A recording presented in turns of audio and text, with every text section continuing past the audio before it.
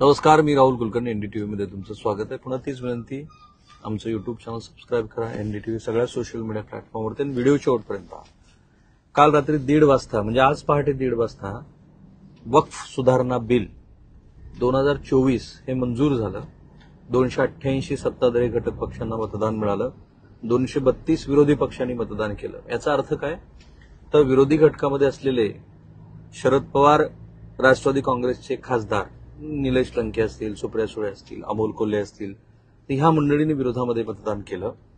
तर श्री उद्धव ठाकरे यांच्या पक्षाच्या खासदारांनी सुद्धा विरोधामध्ये मतदान केलं. याचे खूप मोठे राजकीय परिणाम, म्हणजे हे बिल मंजूर झालं याचे राजकीय मोठे परिणाम फक्त महाराष्ट्रच नाही तर देश पातळीवरती होणार. पण त्याच्या आधी माझ्या मते श्री उद्धव ठाकरे यांनी जो आता कौल घेतला की ह्या बिलाच्या विरोधामध्ये मतदान करायचं, आणि त्यांची कोंडी करण्याचा प्रयत्न भारतीय जनता पार्टीने केला होता. म्हणजे श्री देवेंद्र फडणवीस यांनी आता बाळासाहेब ठाकरेंचे विचार ते मानणार की नाही तसं म्हटलं. म्हणजे हिंदुत्व हा थेट शब्द जरी वापरलेला नसला तरी हिंदुत्वाच्या मुद्द्यावरती उद्धव ठाकरे यांना घेरण्याचा प्रयत्न केला. अरविंद सावंत यांचं मी भाषण ऐकलं कालचं. त्या पाठोपाठ किरण रिजिजू जे संसदीय कार्यमंत्री आहेत आणि ज्यांनी हे बिल इंट्रोड्यूस केलं होतं त्यांचंही भाषण, आणि नंतर श्रीकांत शिंदेचं भाषण ऐकलं. सो उद्धव ठाकरेंना काही ना काहीतरी करून त्यांना हिंदुत्वाच्या मुद्द्यावरती कॉर्नर करण्याचा प्रयत्न पक्ष फुटल्यापासून आणि बाळासाहेब ठाकरेंची लिगसी आम्ही चालवतो आहोत असं सांगण्याचा प्रयत्न जे सुरू आहे तो त्या प्रयत्नाचा पुढचा भाग म्हणजे काल संसदेमध्ये झालेली भाषणं लोकसभेमध्ये. आणि पुन्हा एक संदर्भ, 15 दिवसापूर्वी जेव्हा कुणाल कामराच्या संदर्भामध्ये तोडफोडीची घटना घडली तेव्हाही आम्ही म्हटलं होतं की बाळासाहेब ठाकरेंचा वारसा हा आमच्याकडे आहे, आक्रमक वारसा, हा सांगण्याचा प्रयत्न एकनाथ शिंदेची शिवसेना काही सोडणार नाही. ते तसंच झालं आणि आता संसदेमध्ये पण उद्धव ठाकरे यांना घेरण्याचा प्रयत्न झाला. पण माझ्या मते उद्धव ठाकरे यांच्या भूमिकेमध्ये कुठेतरी स्पष्टपणा आता तरी आलेला आहे. त्यांनी मधल्या काळामध्ये जेव्हा विधानसभेच्या निवडणुका झाल्या आणि त्यानंतर मातोश्रीवरती पराभूत उमेदवारांची बैठक झाली आणि मुंबईतले पदाधिकारी पण त्या बैठकीला होते, तर तिथे पुन्हा एकदा हिंदुत्वाचा नारा देण्याकडे त्यांचा कल दिसला. आता तो कल आल्यानंतर लगोलगच एनडीएत महाविकास आघाडीतला घटक पक्ष असलेल्या अबू आझमीने हा प्रश्न विचारला की पुन्हा एकदा कसं त्यांची वाटचाल ही हिंदुत्वाच्या दिशेनं सुरू आहे.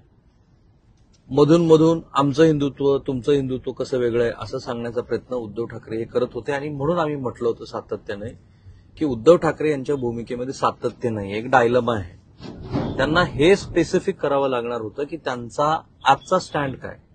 जर आक्रमक हिंदुत्व ह्या एका कोशाच्या मर्यादित विचार केला तर तिथे सगळ्यात मोठा घटक आज भारतीय जनता पार्टी आहे. भारतीय जनता पार्टीसारखा अत्यंत आक्रमक राजकीय पक्ष सामोरे असताना उद्धव ठाकरेच्या शिवसेनेला हिंदुत्वाच्या मुद्द्यावरती मतं मिळणं शक्य नाहीये. दुसरा या कोशातला घटक आहे तो एकनाथ शिंदे यांची शिवसेना.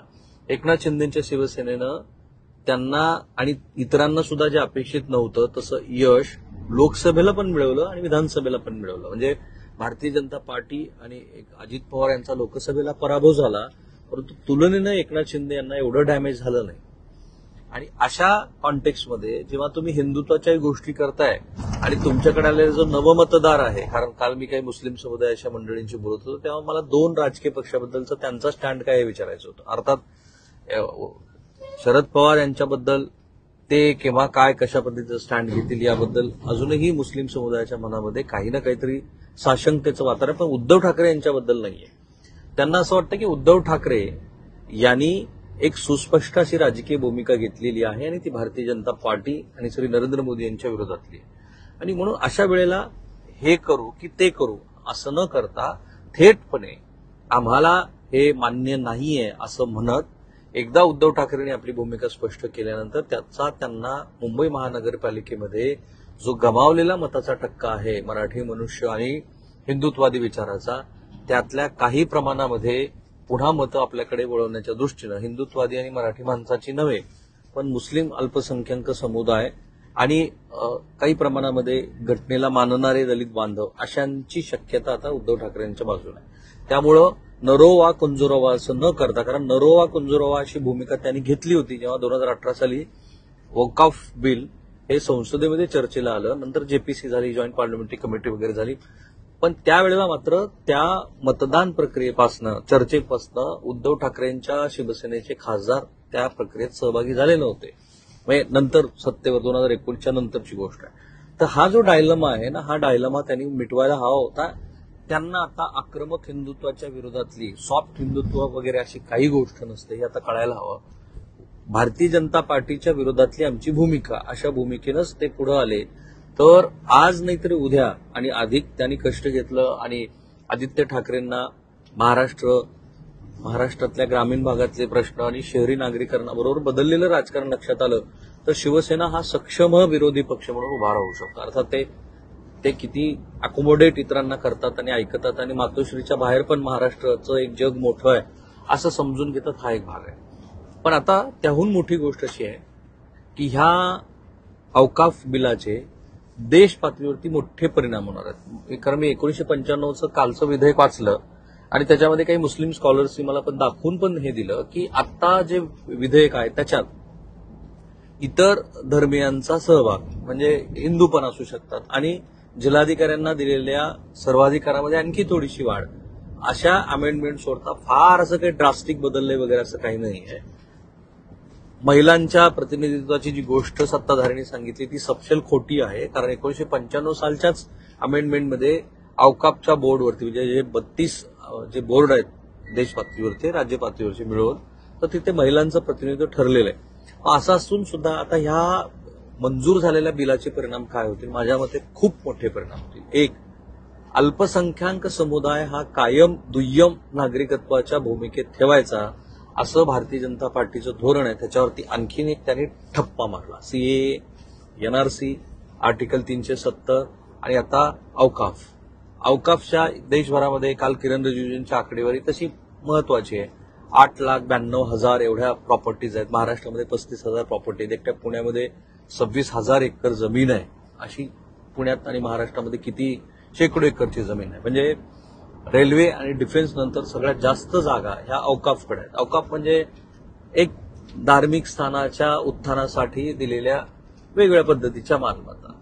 तर ह्या मालमत्ता ह्या आता सरकार दरबारी जमा करण्याच्या दृष्टीनं आज नाही पण टप्प्याटप्प्याने प्रयत्न होतील. अर्थात त्याचा सगळाच फायदा सरकारला होईल असं नाही.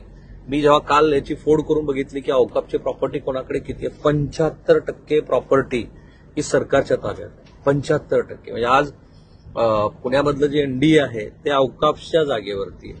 अशा कितीतरी वास्तू आपल्याला दाखवता येतील की त्या वास्तू ह्या औकाफच्या जागेवरती आहेत आणि आता त्याच्यातनं ह्या वास्तू रिकाम्या करणं ऑलमोस्ट इम्पॉसिबल आहे. मग अशा वेळेला 75% जमिनी जर सरकारच्या ताब्यात आहेत आणि 8-10% जमिनीवरती अतिक्रमण झाले तर उर्वरित जागा ह्या औकाफच्या संबंधित मुतवल्ली असतील, ट्रस्ट असेल, दर्गा असेल, मशिदी असेल त्यांच्या ताब्यात आहे. तर याचा उपयोग करून खरोखर मुस्लिम समुदायातल्या मंडळींना याचा लाभ देण्याच्या दृष्टीनं सरकार प्रयत्न करेल का?